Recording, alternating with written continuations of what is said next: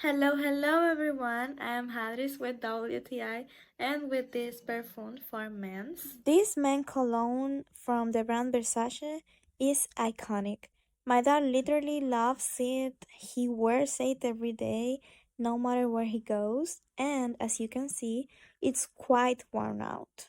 I also like it, but of course, not to wear it myself, but I appreciate its delicious and strong aroma. This blue color was a great choice.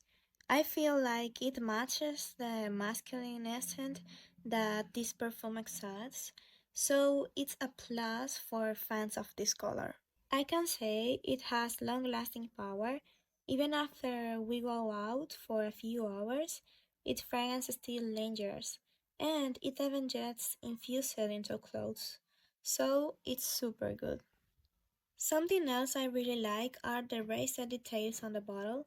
You don't always see a container with that style, and feeling it is one of my favorite parts. And this is my point of view.